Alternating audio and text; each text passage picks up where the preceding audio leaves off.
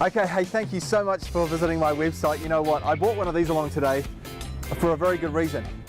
My mum and my dad said, hey look, never blow this yourself. So with that in mind, we've created this website which has the stories of people that I've sold houses for and the kind of job that I can do for you and getting the best price and having some fun and working as a team and so on. So I'll let them do all the blowing of the trumpet for me, all right? And I look forward to your call. Thank you so much for coming to my site, and I look forward to meeting you. This was the starting point for my research into Julian Bachelor. However, this story has become about so much more than his fight to stop co-governance.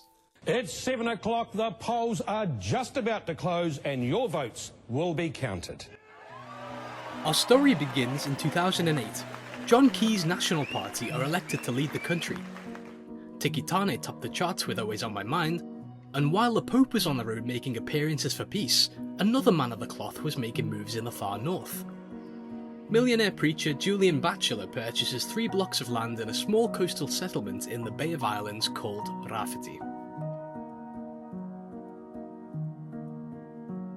A few weeks ago we decided to get out the city and go and see the place for ourselves. After 3 hours and a bit of a bumpy journey up the gravel road, we arrived somewhere that looked like a postcard. Beautiful crystal clear waters and white sand beaches. You can see why thousands of tourists flock here during the summer. For most of the year though, Rāwhiti is a much quieter place, with 2018 census data reporting a population of only 138. 82.6% of that population identify as Maori.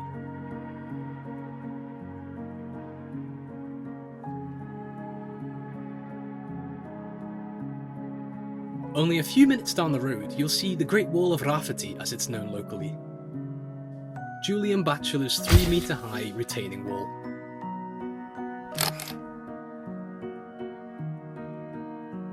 Sitting on top of this fortress is a gleaming white 140-year-old kauri villa.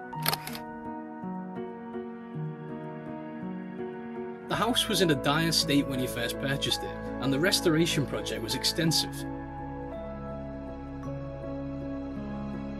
The more time Julian spent up at Rāwhiti, the more he became part of the community.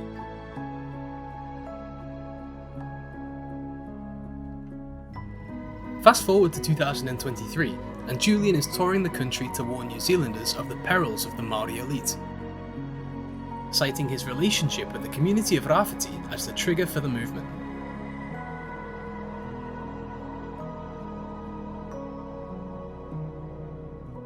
This is Jacqueline Rewha-Clendon. She's part of the local hapu Ngāti Kuta. Her and her whānau have resided in Rāwhiti for years and have known Julian for over a decade. Could you please tell us who you are and give a brief introduction? Kia ora, good Jacqueline Rewha-Clendon ahau. My name is Jackie. I'm haukainga here from Rāwhiti, Ngāti Kuta hapu. My family are from here. I was born and raised here. My 7 tamariki have been born and raised here in my mokopuna. So this is home. We had a cup of tea when we arrived, and as we looked out of Jackie's kitchen window we could see it. Just a stone's throw away, a towering white lodge, completely isolated and out of place. This is Oki Bay Lodge, a passion project Bachelor has been working on ever since he purchased the property 15 years ago. He details this restoration extensively in a 575-page pictorial book, even giving his reason for the purchase of the property. I heard through the grapevine that the government wanted it too. It was the only privately owned part of the famous Cape Brett walking track. His plan was simple. First, he would purchase the land at Oki Bay. He would then use the money government paid him to buy another beach property somewhere else. His offer was accepted, and over this period he reached out to Helen Clark's Labour government to see if they wanted to purchase it. They must have been serious, because Shane Jones visited the land personally. As I said, back then he was a cabinet minister. After a day with Shane, his parting words were, "I think I can kick a goal in Wellington for you here." As is obvious to all, tonight has not been our night. Instead of kicking a goal, Shane Jones was kicked out of Parliament as Labour lost the 2008 election. National took power, and unfortunately for Julian, they wanted nothing to do with the land. Clark's replacement is John Key, a 47-year-old multi-millionaire. Imagine if John Key didn't win that election. I'd probably be telling you a much different story. Bachelor moves on, renovating the lodge into accommodation that could attract people from all around the world for evangelism training. Julian wanted Oki Bay Lodge to be financially self-sustaining, but also profitable. Well, what has evangelism big cap done for me? I'd say it's going to absolutely change my life. Hi, my name is Philip Giles, and I chose for this week to come up to Oki Bay. Behind you is the beautiful restored villa where I've been spending the last 5 days. Mighty fine guy by the name of Julian called her and asked if anyone there had a heart for evangelism, and she passed on my particulars to him. He invited me to come to an evangelism boot camp. Land at Oki Bay, otherwise known traditionally to my whānau and I as Opodua. Opodua is the bay, Oki Bay. It's very significant. There's our urupā there, our wahi tapu. The name of it is Te Ara Aka. Ara is a row, and aka is a vine. And on the other side of our urupā, which is just behind me on the cliff side, on the water side, you can see big vines of the pūrakawa trees, the aka that run down the cliff. And so that's where they used to bring the waka in, and they would attach the waka to the vines, put all the bones in the waka, pull the koiwi up the maunga, bury them in our urupā, drop the waka, and then they go again. So it was significant whenever they'd had battles. A lot of our battles took place on the water, so that's where they brought the koiwi in, was over at Te Ara Aka. So it's significant that way. It's significant to our maunga, rākau mangamanga. So our maunga is sort of a bit further out, and from our maunga there's 7 peaks back to here, and then our urupā sits pretty much at the foot of our maunga. So there's a lot of significance. Our bones are buried there, a lot of tribal tracks, old trackways that come through that place that Julian lives now. Tūranga Waiwai is the concept of where you stand in the world, and it links to sort of the Māori idea of a connection to a piece of land. In this case, your Tūranga Waiwai, where you stand. The key point that highlights that connection is ahi kārua. Ahi kārua is the concept of the long burning fires. That's literally what it means. Ahi, fire, kārua, long burning. And what that tells us is the Māori connection to land is not just based on sort of a spiritual idea. It's a real connection that we have to a place. It highlights that our fires have been burning there for generations. When we bury our dead in these places, when we live on them for so long that the ahi kārua is something that it's been burning for generations, that is the highest point of sort of your connection to land. It proves that due to how long you've been occupying that piece of land. Ahi kārua.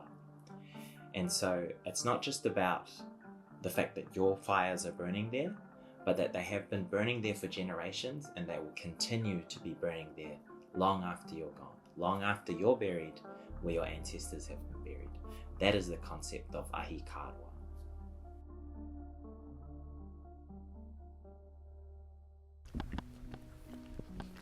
Oki Bay Scenic Reserve.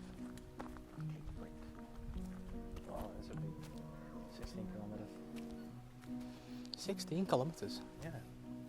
I know if they have a Cody dieback station around here. Wouldn't be a problem.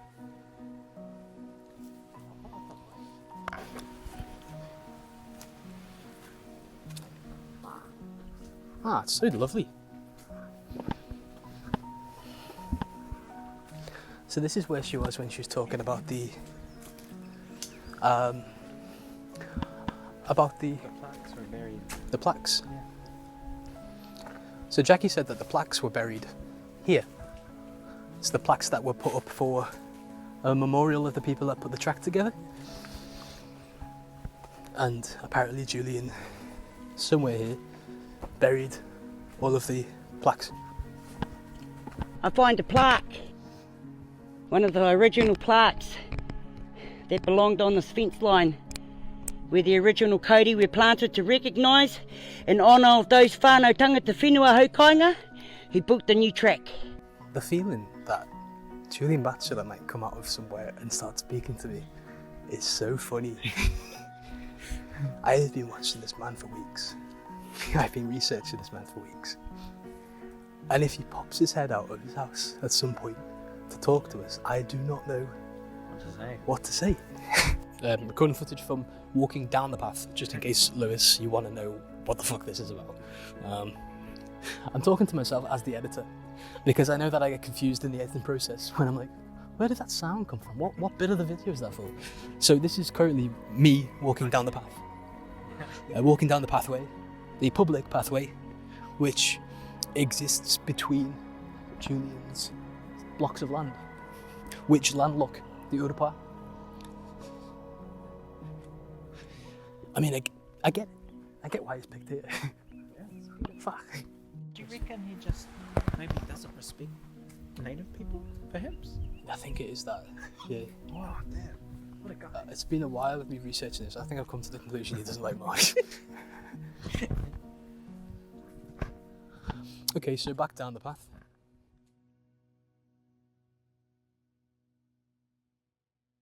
I've had many face-to-face interactions with him over the years since he bought the property. So I guess our first interactions with him was just in passing, seeing him out the front of his property, mowing his lawns, walking around the place. Over the years, he became friends with different people in our community.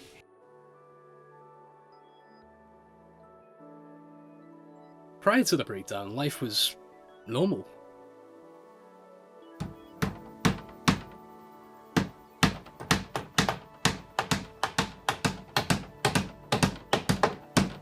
These are the first weatherboards being put on the house. This is a video, boys. And this is Dr. Keen and his faithful assistant Andy. My nana, she lived just down the hill here, and she was a beautiful woman. She was a peacekeeper. She was one of those ladies that would embrace anybody. And so she took a liking to him, he took a liking to her. And so when she died, he came to her tangi.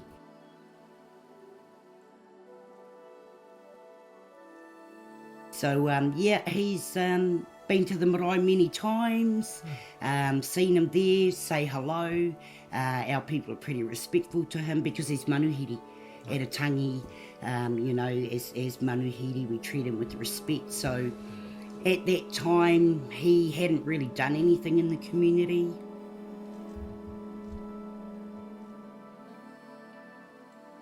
Jackie first thought something was off when she read Julian's development plan for the area. We found about 6 or 8 pages of, what would you call it? He was starting to advertise for Oki Bay as a lodge, and we found all these pages about Oki Bay Lodge and the numbers, and there was stuff in there about our marae, and if there's overflow from the marae will work with him, and the overflow can stay at his lodge. He supports the local hapu.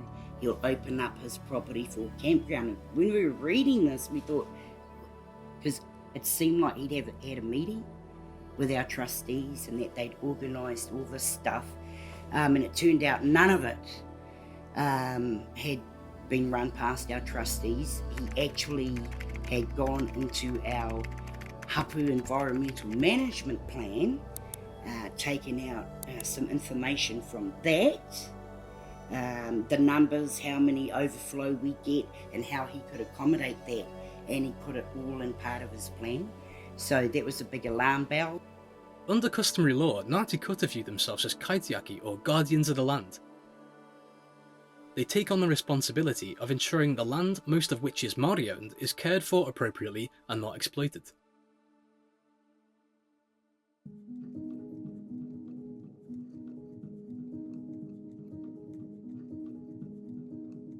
Kaitiakitanga, literally the act of being a kaitiaki or a guardian.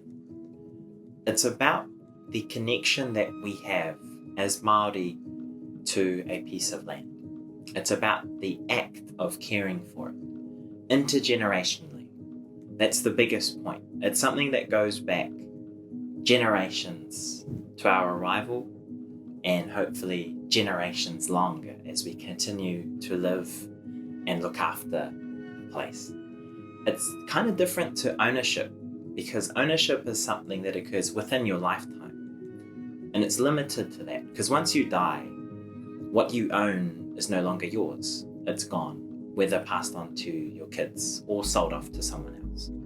But kaitiakitanga, guardianship, is something that is inherited to each and every generation that has come before you and each that will come after you. And it's about that stewardship, that care for a place, not just for yourself, but for those generations to come. The next turning point was when Jackie noticed damage to an 150-year-old Puhutakawa tree outside the front of Julian's house. It would have been about a 150-year-old tree out the front of his property. Beautiful old tree, quite significant, that tree. It was one of the only places we had for shade. When we'd go for tangi, it was a place to rest before we go up to the urupa. So I guess when he cut that, that alerted me to, geez, what's going on here? Has he got a consent?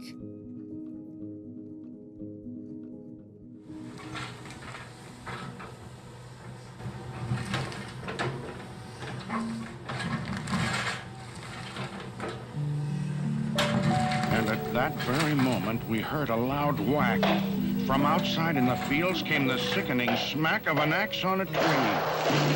Then we saw the tree fall.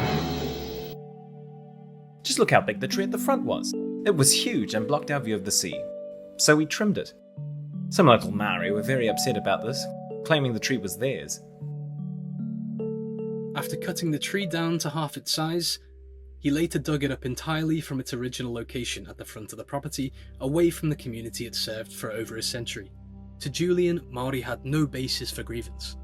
The environmental impacts of Oki Bay Lodge's restoration became evidently worse from this point on. Bachelor's dismissal of Māori cultural practices and his contempt towards what he saw as government overreach would only increase the more it clashed with his vision of Oki Bay. We wanted to take the drive right to the boundary, but Heritage NZ wouldn't let us, claiming that there might be Maori artifacts in the last 2 meters of the driveway. Absolute nonsense. One day, Jackie noticed an alarming amount of dirt dumped on the side of the road outside her father's house.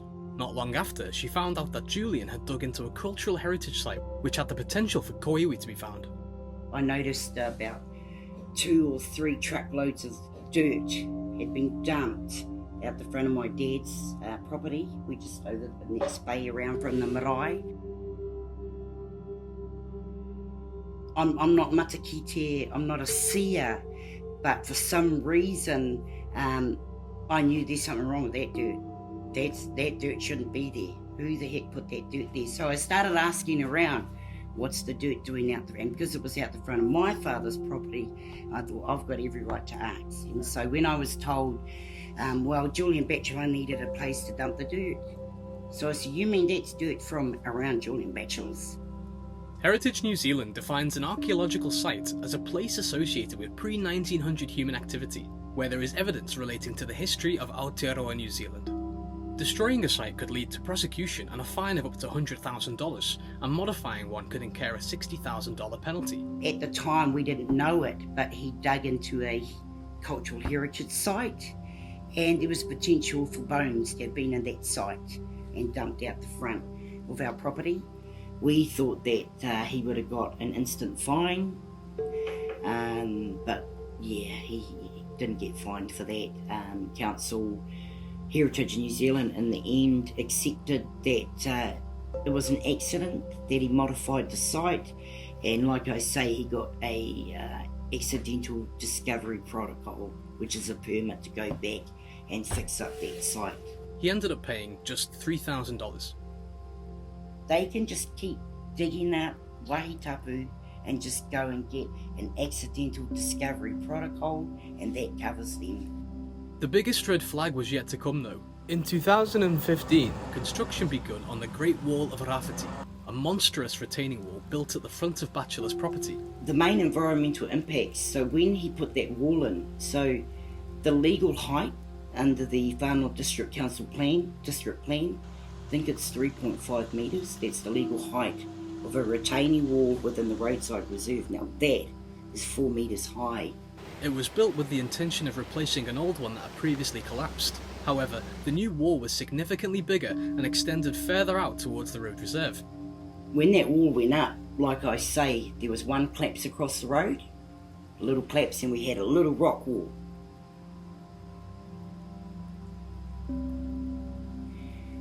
Then over time, just all of that dropped onto the beach. Now we've got a massive Gambian cage wall, and then past that Pūtakawa tree, all along here is another rock wall. So from his house pretty much all the way along our beach, it's been collapsing due to the instability. We had a geologist come out. The geologist couldn't believe that he got away with putting that wall. It's still in breach. Not only was the wall intrusive to the local community, it was built without the appropriate resource consent required to build such a structure. The environmental impacts on the area worsened as a result of the wall.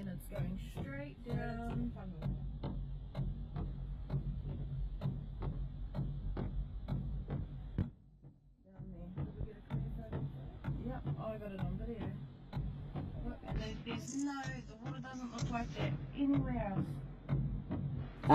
Whenever it rains, half of this bay is orange from all the runoff of his property. When it's really bad, the rain, you can smell sewage. And so he's got a green tank just behind the Pūtakawa tree. People think it's a water tank. It's not. It's a sewage overflow tank. So, tapu has usually been translated as something sacred, or taboo, which is where the word comes from, right? But tapu is one of our systems of navigating danger in a social sense. So tapu and noa are our systems to keep us safe. They are social systems.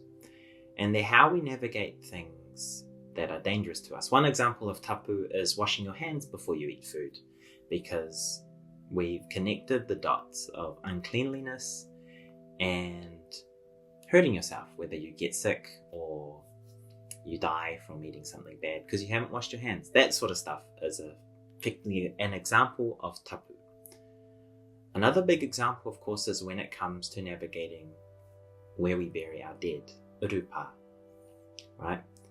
So in navigating those spaces, tapu is very important to Māori because it's about how we keep ourselves safe, socially as a group and individually as a person, in a holistic sense, not just about your physical health, like about washing your hands, but also spiritually. And so that's why Māori can get quite worried, quite agitated, and quite angry even when it comes to tapu things and moving things that shouldn't be moved into spaces where we live in every day. That can really bring tapu to places it shouldn't be. and cause a lot of anxiety for Māori. As we were putting this together, often we felt deflated by the whole situation. We would often just sit there and try and break down how this has gone so far. How does he just not get it? Is it just ignorance? In 2008, I bought the most beautiful piece of land that was valued at about $6 million in the Bay of Islands. I saved all my life for this piece of land. And, you know, the fact that I bought it in the middle of the most staunch Maori community tells you that I'm not a racist. Because if I was a racist, I wouldn't go into the most staunch Maori community with 99% Maori. I would not have done that. I thought Maori were cool. They were okay. A few months ago, I sat down with Julian Bachelor to find out more about the evangelical worldview and how it may have shaped Julian's perspective on the situation about Rāwhiti. White Christians, white evangelical Christians, are consistently more likely than other people or white people who are religiously unaffiliated to deny the existence of structural racism. So about 20 years ago, I think, a couple of sociologists called Michael Emerson and Christian Smith, they published a study called Divided by Faith, Evangelical Religion and the Problem of Race in America. Again, this is relevant to America, but still applies to New Zealand to an extent, given how much of the rhetoric and, you know, the beliefs and the actions and such are imported to New Zealand. And Emerson and Chris pointed out that white evangelicals have quite a limited toolkit for dealing with racism because their faith is construed and constructed individualistically. So it's a personal relationship with Jesus. And so their faith and their theology offers a much limited capacity for understanding social issues. So because evangelicalism is very individualistic and interpersonal, they tend to ignore, broader societal issues and forces, and the fact that, you know, racism is more of an endemic and societal issue than a question of individual decisions and shortcomings. So I think sort of choosing to ignore the reality of, you know, race relations and racism in New Zealand is probably a start for many of these people who are attracted to Julian's rhetoric and for Julian himself.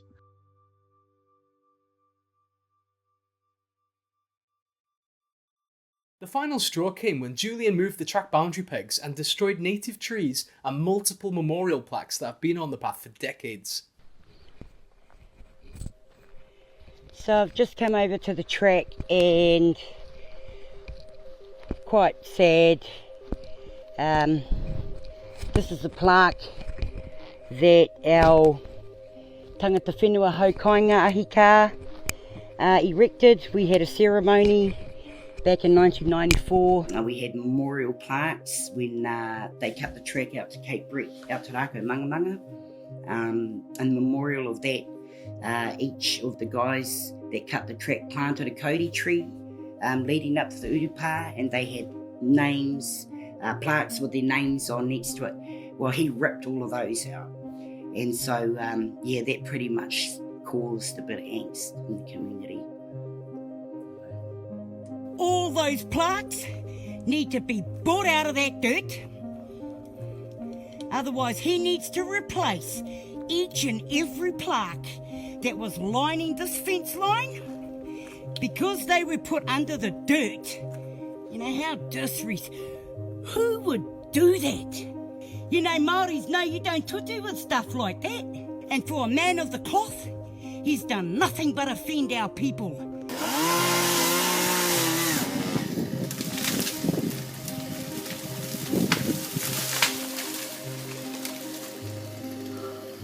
I got it on video.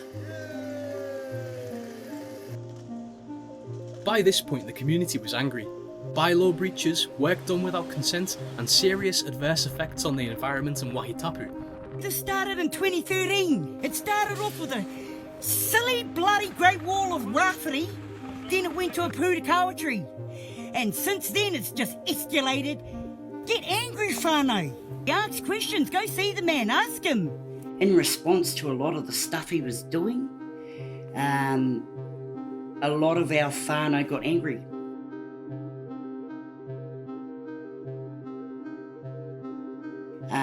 There was a time where There was some tagging on the road and on his fence, and he just took it to a whole another level. He wrote a book about our community. Julian paints a very different story in his book, fabricating an organisation called the CGOM, or Criminal Group of Māori. I thought Maori were okay, and suddenly there was all this happening. So between 2008 and 2015, there's like this Cold War, like Israel and Palestine. And this, the Maori just wouldn't wave to me. I'd be friendly. There were contentious, times at New Year's and that, where some of our young ones, he'd say to them, you guys shouldn't be on that track. And so they would abuse him. Our young ones ended up getting quite offended by him. Apparently he told one of our young nephews that, he will cast the devil out of all our young people. We were like invisible people. They never talked to us. They were the most racist people that I've ever met. In his book, Julian remembers the night it all came to a head. It's 2 a.m, New Year's Eve 2015. I'm in Auckland, fast asleep. My phone rings. My sleep is suddenly and dramatically cut short. Through half-opened eyes, I try to see who the caller is. I recognise the number. It's Oki Bay Lodge. The lodge that's on my property had been restored, and it's beautiful. We'd put nearly $1 million into it, and it was amazing. And 3 South African families rented it with women and children for the holidays.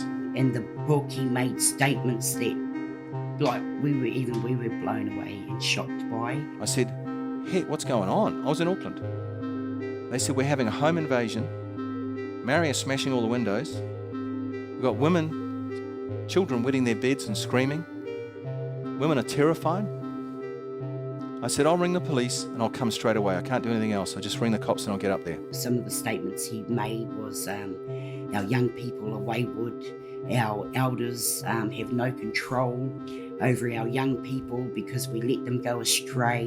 When I arrived, it was like a movie scene. So, smoke rising. And I went around some of the community. I said, "What'd you do that for?"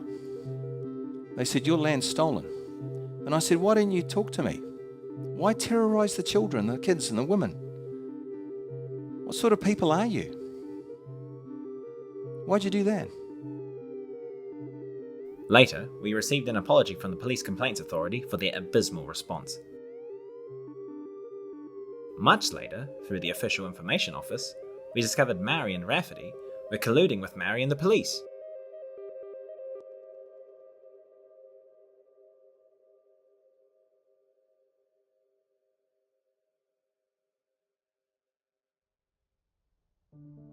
Bachelor's claims, however, are completely based off this one supposed phone call with a South African family, with Julian himself arriving long after the apparent home invasion attempt. 2 o'clock in the morning, my cell phone went off and there's a sound of smashing glass, screaming, shouting. Jackie herself admits that some of the younger members of the community give him a hard time over the Christmas break, and that can be substantiated. A report from the Northern Observer even confirms the tagging, but there's no record of any property damage or anything else he's claimed in his book. In fact, throughout his extensive pictorial book, in the 575 pages, we see no evidence of any damage. And this is quite interesting considering his love for photography and his desire to capture every moment of the renovation up to 2020.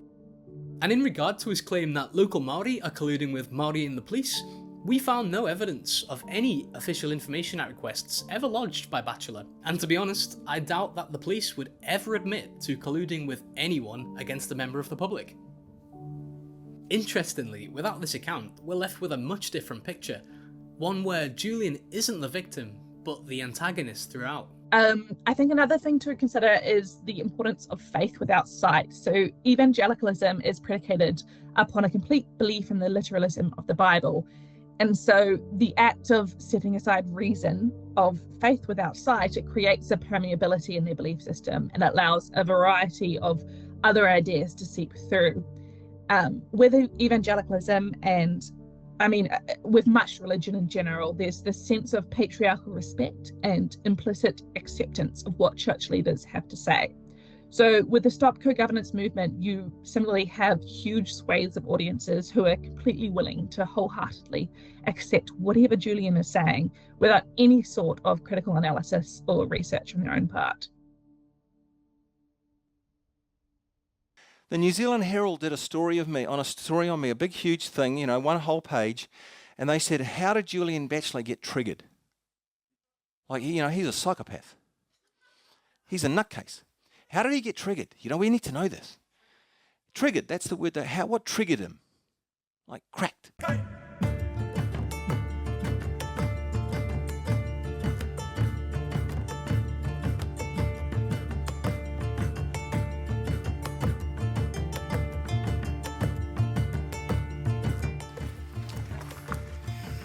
I feel funny as just like this, man. So we're rolling just because we want to see what you look like. And you look lovely. Can't get any worse.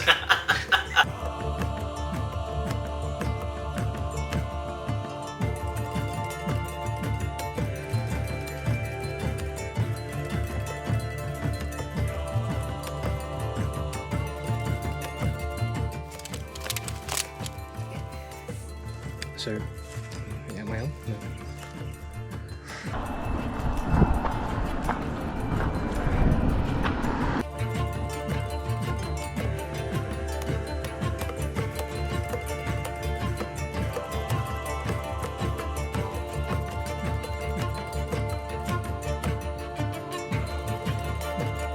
So you actually have to walk across his land to access the Urupa.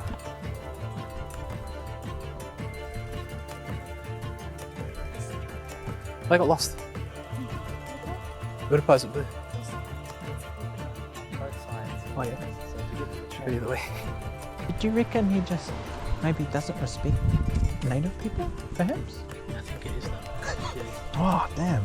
What a guy. It's been a while of me researching this. I think I've come to the conclusion he doesn't like much.